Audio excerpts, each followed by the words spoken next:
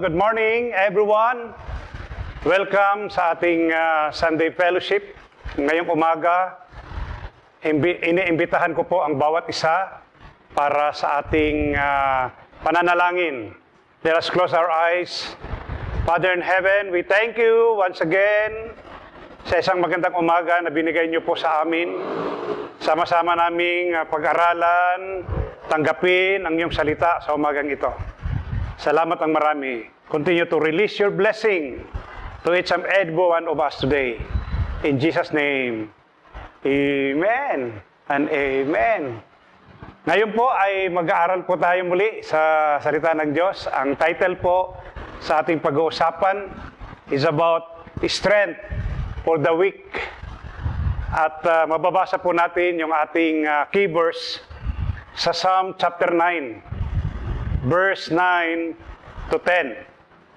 Ang sabi po dito, the Lord is a refuge for the oppressed, a stronghold in times of trouble. Those who know your name trust in you, for you, Lord, have never forsaken those who seek you. Glory to God, napakagandang pangako ng ating Panginoon. Si Yahweh ay takbuhan ng mga pinahihirapan. So, nagbigay po siya ng assurance sa atin. Tayong mga mahihina at humihina, tayo pong pinahihirapan sa anumang mga sirkumstansya, ang Diyos po ay nagbibigay po sa atin ng lakas. Siya ang matibay na kanlungan sa oras ng kaguluhan. Ikaw ba'y nakaranas ng ganito, kapatid? Lumapit po tayo sa ating Panginoon. Nananalig sa iyo, Yahweh, ang kumikilala sa iyong pangalan dahil wala pang lumalapit sa iyo na iyong tinanggihan. Wow! Glory to God. So how can we have hope when everything looks hopeless? Ito po ang isang malaking katanungan. No? Paano po magkaroon ng pag-asa? Kung sa tingin natin, ang lahat ng tao ay parang walang kapag-asa. In the midst of suffering, we can rejoice because these challenges cause us to, number one, ito na po yun, rely on God's presence. Sa gitna ng pagdurusa, sa paggitna ng kahirapan, meron po tayong kagalakan. Bakit po, mapatid? Sapagkat kasama po natin ang ating Panginoon. Rejoicing in suffering does not mean celebrating when challenges moments come. Hindi naman po ibig sabihin na kung tayo po ay mag-rejoice, tayo po ay maging masaya sa gitna ng pagdurusa, hindi ibig sabihin tayo po'y natutuwa sa mga challenging moments na dumating sa ating buhay. Ang ibig sabihin lang dito, mapatid, na God is doing something in the midst of our suffering. Kaya doon po tayo natutuwa, doon po tayo nagre-rejoice sa gitna ng suffering, sapagkat alam po natin na meron pong ginagawa ang Diyos o meron pong gagawin ang Diyos kahit po tayo ay nagdurusa o dumating man yung mga kahirapan. Bakit po tayo ay naging masaya? Sapagkat merong ginagawa at merong gagawin ang Diyos sa ating buhay, mapatid. Sapagkat sabi ng Biblia, He never sleep nor slumber. Oo, talagang ginagarantiya po niya na ang Diyos po ay hindi po natutulog. Kailanman ay hindi siya tulog. Gising po siya. Kaya alam po niya at nakikita po niya. At hindi niya pababayaan po yon na pag tayo po ay nahihirapan, pag tayo po ay nasasaktan, mga kapatid, nandiyan po siya to the rescue. Mga kapatid, this means that God does not waste a heart of disappointment. He uses them to shape us and build us into the image of Jesus, which is the highest passion. when we go through bumps in life, we often pray and seek God more intensely than at other time.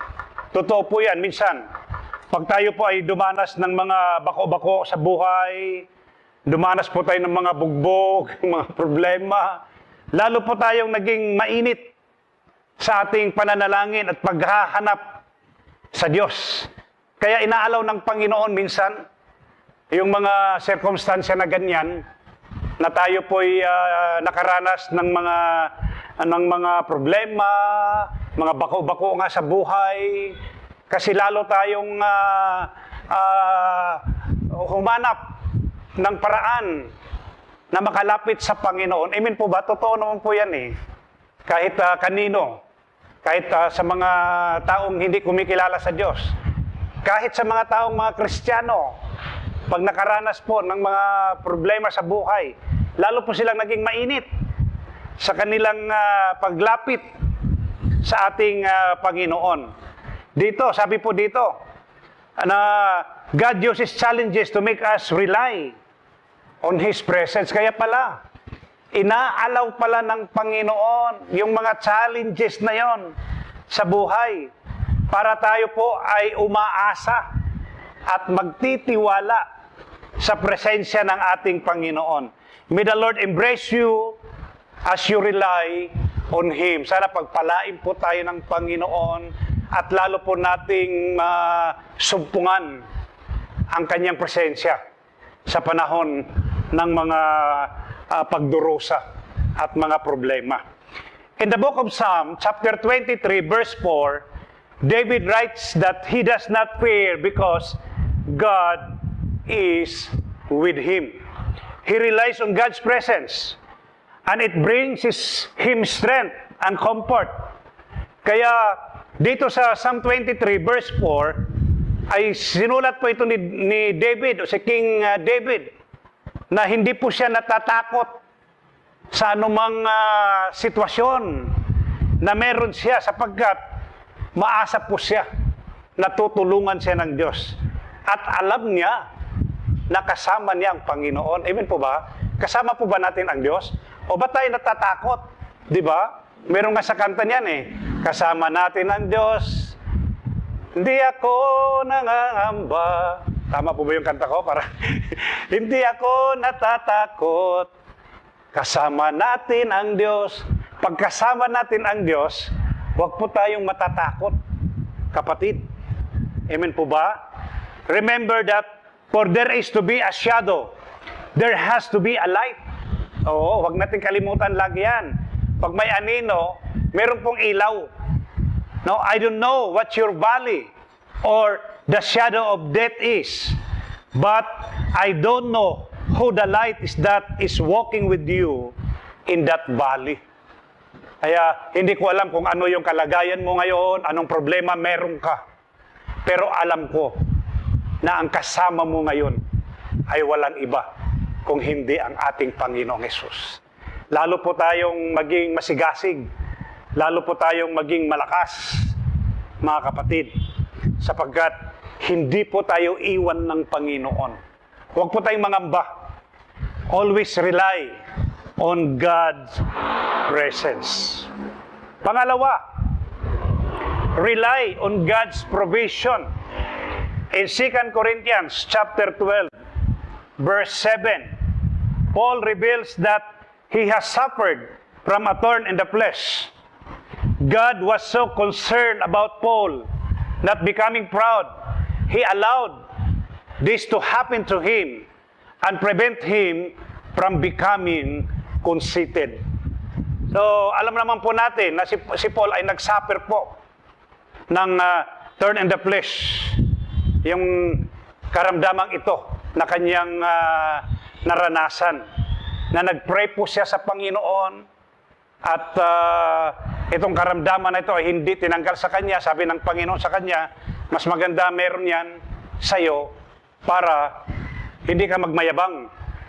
Yun po yung sinasabi ng Panginoon, kapatid. Para patuloy po tayong mag-rely na ang God ang magbibigay sa atin o nagbibigay sa atin po-provide sa atin. Kahit tayo ay magaling na, kahit tayo ay malakas, kahit tayo ay anointed sa gawain ng Panginoon, pero huwag natin kalimutan na meron pong nag-a-anoint sa atin na walang iba kung hindi ang ating Panginoon. No? Kahit meron po tayo, huwag nating kalimutan, mga kapatid, na ang nagpo-provide o ang blessor o ang provider ay hindi po tayo. Ang provider po ay walang iba kung hindi ang ating Panginoon. Sabi ng 2 Corinthians chapter 9 verse 8, "And God is able to bless you abundantly, so that in all things, at all times, having all that you need, you will abound in every good work." So ang Diyos po natin ay may kakayanan na mag-bless po sa atin. Kaya yung mga natatanggap po nating blessing ay lahat po yan ay galing sa Panginoon. Siya lang po ang may kakayanang magbigay sa atin sa lahat ng bagay, sa lahat ng panahon, at sa lahat ng ating mga pangangailangan. Amen po ba, mga kapatid? At ibibigay ng Diyos sa atin po yan. Kasi siya po yung ating provider. So mag-rely po tayo sa Kanya, umasa po tayo sa Kanya. Ano bang need mo ngayon? Trabaho? Anong need mo? Kagalingan? Anong need po natin sa negosyo para lumago? Anong need po natin sa trabaho para i-bless po tayo ng Panginoon? We must rely on God's provision. Nasa Kanya po yan, mga kapatid. In our current situation, God is saying to us that His grace is sufficient. And even when we feel weak, He is making us strong than we have ever been. His grace is not an abstract idea. Wow! Glory to God. Ang grasya ng Panginoon ay hindi po mahirap unawain. Hindi po mahirap makamtan. Ibibigay ng Diyos sa atin yan, mga kapatid. Kaya, tamang-tama, ano ba tawag noon? Sapat ang grasya ng Diyos sa atin. Hindi po siya nagkulang sa atin kailanman, mga kapatid. At yung nasa atin ngayon, yung po yung sapat para sa atin. Pangatlo, rely on God's power. Sabi ng 2 Corinthians chapter 12 verse 9, "Therefore I will boast all more gladly of my weaknesses, so that the power of Christ may rest upon me." So ito po yung sagot ng kanyang prayer. Ganito ang kanyang sagot, "Ang kagandahang loob ko ay sapat na para sa iyo, sapagkat lubusang nahahayag ang aking kapangyarihan kapag ikaw ay mahina." Wow! Glory to God. Talagang inaalaw ng Panginoon. May mga sirkumstansya, pangyayari sa buhay natin na minsan pinagpipray natin pero hindi po tayo sinagot ng Lord kasi gusto ng Panginoon ang inyong kalagayan, sapagkat sa ating kahinaan ay lalong napaparangalan ang Panginoon sa ating buhay. Di ba? Na akala ng iba hindi natin kayang gawin, pero nagagawa natin. Pero minsan gusto nating ma-perfect eh. Pero hindi inaalaw ng Panginoon eh, mga kapatid. Gusto lang niya doon lang para lalo nating mapapasalamatan ang ating Panginoon. Lagi tayong umaasa sa kapangyarihan ng Diyos. Talaga namang sa lahat ng bagay ay gusto ng Panginoon na siya ang mapapasalamatan, siya ang mapapurihan sa lahat ng ating mga ginagawa. So ano po yung kinatatakot natin ngayon? Mga kapatid, sa sitwasyon po natin, baka yung isipin natin yung ating mga anak na lalaki at babae ay hindi pa nakakilala sa Panginoon. Di ilapit po natin sa ating Panginoon. Yung iba, anong kinatatakot? Yung sitwasyon sa inyong trabaho ngayon na delikado, baka tanggalin. Or mga negosyo, baka hindi na makabalik. Or may mga karamdaman na dinadiagnose. At ikaw ay natatakot na malaman mo kung ano ang kalagayan ng inyong physical na kalagayan. Anumang mga hardship, anumang mga persecution, whatever it is.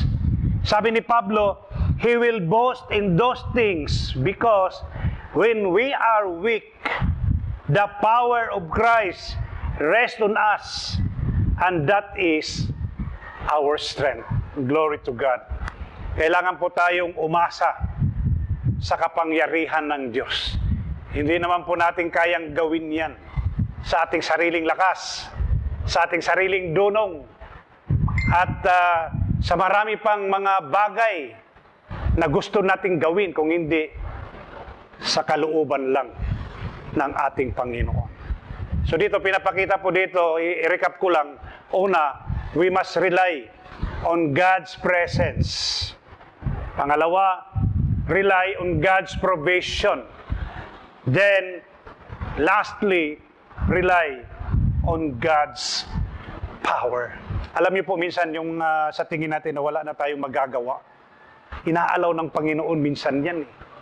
Kahit madiskarte kang tao, kahit ang talino mong tao, ang lakas mo, pero minsan inaalaw ng Lord na talagang parang na-corner ka na, nakasandal ka sa pader, na wala ka nang magagawa.